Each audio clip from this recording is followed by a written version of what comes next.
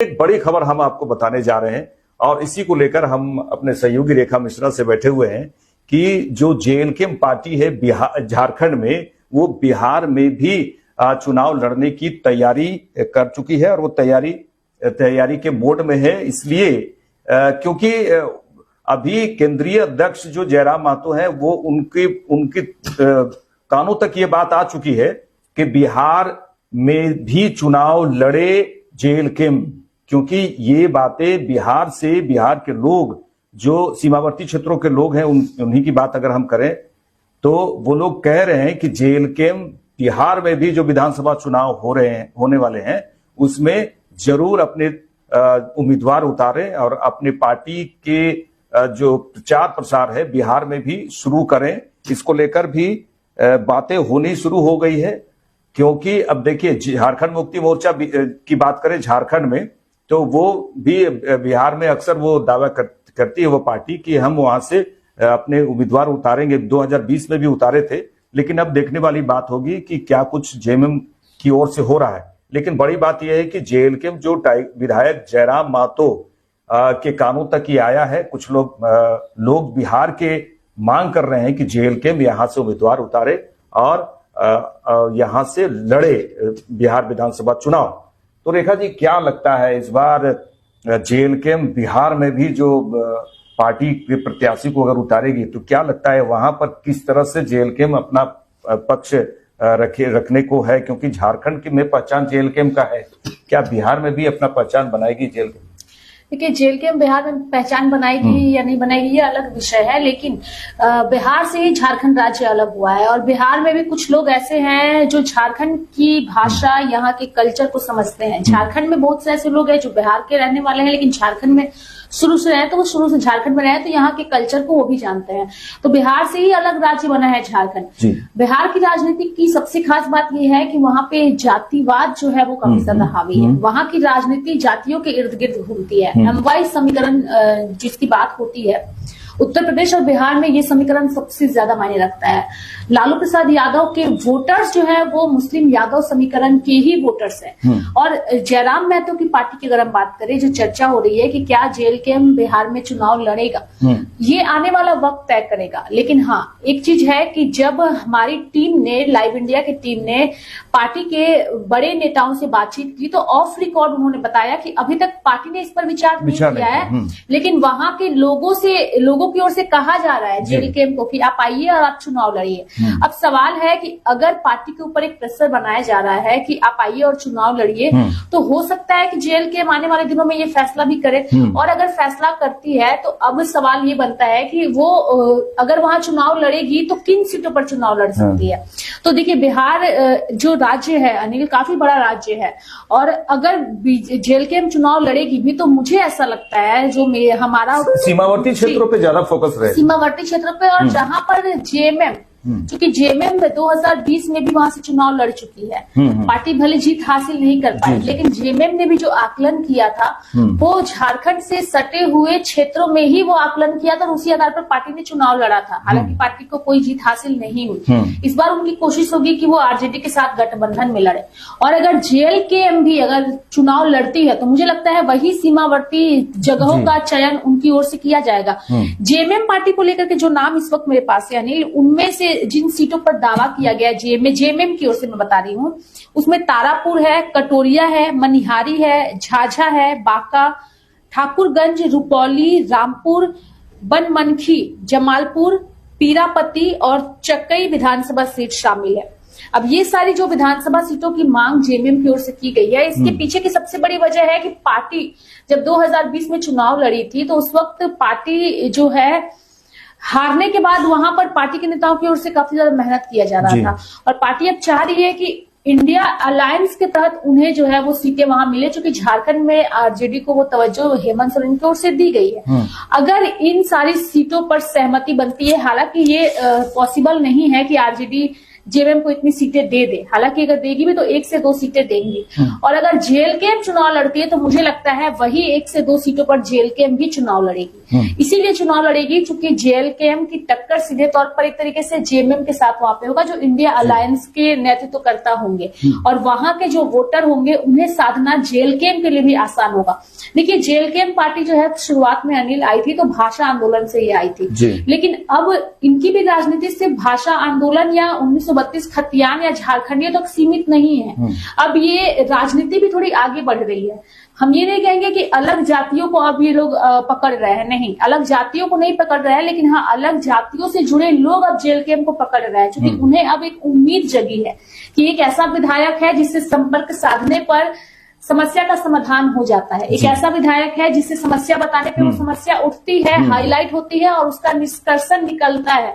तो यहाँ पे वो फैक्टर काम कर रहा है, यानी जातियों का फैक्टर जेएलकेएम के साथ काम नहीं कर रहा है, जयराम के काम का फैक्टर काम कर रहा है, और ये अन्य जो जातियां हैं उन्हें आकर्षित करने के लिए काफी है। अभी तक की राजनीति में हमने यही देखा है अनिल कि जो वोटर्स होते हैं वो अपनी जाति विशेष पर फोकस होते हैं, और पार्टियां भी उसी आधार पर अपने उम्मीदवार देती है। जैसे मुस्लिम समुदाय से एक को दे दिया, यादव समुदाय से एक को दे दिया, ब्राह्मणों से किसी को दे दिया, जहां पे उनका वोट बैंक होता है। तो अभी तक की राजनीति यही से चल रही थी, लेकिन अभी एक नई तरह की राजनीति देखने को मिल रही है झारखंड से, जो उपज रही है कि अलग जातियों के लोग जेएलकेएम के नेता को संपर्क करते हैं।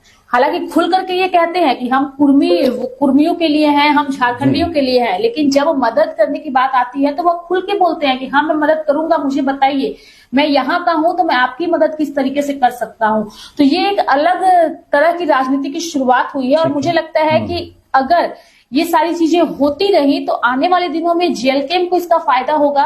बिहार में अगर किस्मत आजमाती है, हालांकि देखिए जीत होती है या तो हार होती है, लेकिन किस्मत आजमा के किसी को नुकसान पहुंचाने पर भी पार्टी हाईलाइट होती है, और झारखंड में यही हुआ है। एक सीट जीती है, लेकिन सबसे बड़ी हाईलाइट पार्टी बनकर के उभरी है, जिसने अच्छे अच्छे पार्टियों और अच्छे अच्छे नेताओं को चित करके रख दिया है। सुदेश महतो को ही आप देख लीजिए, सबसे बड़ा एग्जाम्पल वही है। एनडीए गठबंधन में तमाम नेताओं को चित करके दिखाया है। ज्यादातर सीटों पर एनडीए की हार का जो मुख्य कारण है वो जेएलकेएम ही है। तो ये सारी चीजें करके पार्टी उभरी है। तो मुझे लगता है कि अगर आने वाले दिनों में जेएलकेएम में फैसला लेती है कि उसे बिहार में चुनाव लड़ना है वहां के लोगों की डिमांड पे, तो मुझे लगता है ये पार्टी के लिए बेहतर होगा, क्योंकि क्षेत्रीय पार्टियां आसपास के राज्यों में ही अपने जनाधार को बढ़ाने की कोशिश करती है, और वो गलत भी नहीं है। देखिए, दर्शकों को ये बता दें, जो आपने कहा है कि तारापुर, कटोरिया, मनिहारी, झाझा, बांका, ठाकुरगंज, रुपौली, रामपुर, बनमनखी, जमालपुर, पीरपैंती और चकाई विधानसभा सीट जो है, ये बिहार झारखंड की सीमा से ये विधानसभा क्षेत्र सटे हुए हैं। तो जब वहां के लोग ये चाह रहे हैं कि जब झारखंड मुक्ति मोर्चा की भी ये इन पर नजर है, इन विधानसभा सीटों पर नजर है, कि वो वहां की जनता ये चाहती है कि जेएलकेएम जो पार्टी है वो लोगों के लिए ही समर्पित पार्टी है। पूरी तरह से उनके विधायक जो हैं एक्शन मोड में हमेशा रहते हैं, समस्याओं को दूर करने के लिए वो बैठक करते हैं और लोगों से मिलते जुलते हैं। ऐसे विधायक झारखंड में तो दिख रहे हैं, क्योंकि वो लोगों के बीच हैं।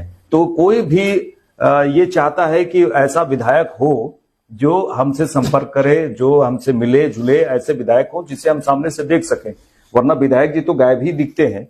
लेकिन अगर वहां अभी हम ये नहीं बता पा रहे हैं कि कौन जनता है बिहार के, कौन कौन जगह से, विधानसभा क्षेत्र से संपर्क करने की कोशिश की गई है। केंद्रीय अध्यक्ष विधायक जयराम महतो से संपर्क करने की कोशिश की गई है कि आप यहां पर आए और यहां से उम्मीदवार उतारें। इसको लेकर हम चर्चा कर रहे हैं, क्योंकि बड़ा दिलचस्प अब होगा वहां का जो विधानसभा चुनाव होगा, जो सीमावर्ती क्षेत्र में। रेखा जी, सीमावर्ती क्षेत्रों की तो बात हम लोगों ने की है, क्योंकि सीमावर्ती क्षेत्रों में झारखंड की पार्टियों की नजर तो रहती है, क्योंकि सीमावर्ती है, वहां के उम्मीदवार को उतारेंगे जरूर। लेकिन ये बात जो आपने कही कि वहां पर जाति वादी वहां पर वोटिंग होती है, ये बात तो सही है। वहां पर थोड़ा सा दिक्कत होगा कि अंदर, बिहार के अंदर जाकर जेएलकेएम बड़ा मुश्किल है, वहां पे टफ है, क्योंकि विचारधारा नहीं, ये इम्पॉसिबल भी है। जिन क्षेत्रों पर, जिन विधानसभा क्षेत्रों पर आरजेडी का गढ़ है, बीजेपी का गढ़ है, जेडीयू का गढ़ है, उस गढ़ में अभी फिलहाल हमारे काफी ज्यादा मुश्किल है। बिहार की राजनीति ही बिल्कुल अलग है। यानी हमने जो एकाध सीटों का चयन किया है। देखिए प्रशांत किशोर जो ये हैं, नई नई पार्टी कहा जाता है, उन्हें नई पार्टी है, उपचुनाव बिहार में हुए और उनकी पार्टी जो है वो बिल्कुल जन स्वराज पार्टी पूरी तरह से धराशायी वहां पे हो गई, जबकि उन्होंने काफी मेहनत किया है। लेकिन वो अब विधानसभा चुनाव में भी अब पूरी तैयारी में तो है ही। अब देखने वाली बात होगी जनता क्या पसंद करती है। अब हम चर्चा यही कर रहे हैं कि जेएलकेम को बिहार के सीमावर्ती क्षेत्रों से ही जनता ने संपर्क साधने की कोशिश की होगी। अंदर में तो काफी, जैसा आप बता रहे हैं कि बिहार के अंदर खाने में बड़ा मुश्किल है सरकारी करना, तो काफी ज्यादा मुश्किल है। और इसकी कल्पना मुझे लगता है जरा मैं तो करेंगे भी नहीं। कि जाति, वहां की राजनीति बिल्कुल अलग है अनिल, पूरी जाति फैक्टर वहां पर हावी है। और जयराम महतो की पार्टी जो जेएलकेम झारखंड में है, बिहार में ऑलरेडी जन स्वराज पार्टी है जो कि काम कर रही है उस तर्ज पे, बिल्कुल हटके, बिल्कुल हटके। हाँ, तो जैसे झारखंड में जेएलकेम है तो बिहार में जन स्वराज पार्टी है। और जन स्वराज पार्टी के रहते हुए अगर जेएलकेम एंट्री करती भी है तो अंदर तक बहुत नहीं जाएगी। जैसे कि मैंने कहा, जो उनकी परंपरागत सीटें हैं, जहां पर उनका दबदबा है, वहां पे जेएलकेम को पहचान बनाने में भी मुश्किल होगी। हालांकि जयराम महतो की पार्टी चर्चा में है, सिर्फ झारखंड बिहार या नहीं पूरे देश में चर्चा होती है। नेशनल मीडिया इनकी खबरों को उठाता है, आप समझ लीजिए। तो पार्टी का कुछ वजूद जरूर है। तो अगर उस दृष्टि से देखा जाए तो थोड़ा मुश्किल है। लेकिन हाँ, सीमावर्ती क्षेत्र जो हमने जिक्र किया है, अगर पार्टी सोचती भी, हालांकि पार्टी ने अभी तक कोई औपचारिक ऐलान नहीं किया है, वहां के लोगों की ओर से इनविटेशन आ रहे हैं जो जयराम महतो को सपोर्ट करते हैं। झारखंड में भी उन्होंने सपोर्ट किया था, चाहे वो पैसे देकर के, बारकोड के माध्यम से हो या फिर इनके वीडियोज वगैरह को शेयर करके हो। वो लोग चाहते हैं कि जयराम महतो बिहार में आए और अपनी पार्टी यहाँ से चुनाव लड़े, ताकि बिहार में के भी लोगों की समस्याओं का समाधान इनकी पार्टी के नेता कर सके। लेकिन ये भी हम नहीं कह सकते कि जो विधायक जेएलकेम से जीतकर आएंगे वो बिल्कुल जयराम महतो की तरह होंगे, क्योंकि नरेंद्र मोदी एक ही हैं। नरेंद्र मोदी की वजह से तमाम नेता भ्रष्टाचार नहीं करते, लेकिन ऐसा नहीं है कि भाजपा में भ्रष्टाचार नहीं है, भाजपा के नेता भ्रष्टाचारी नहीं है।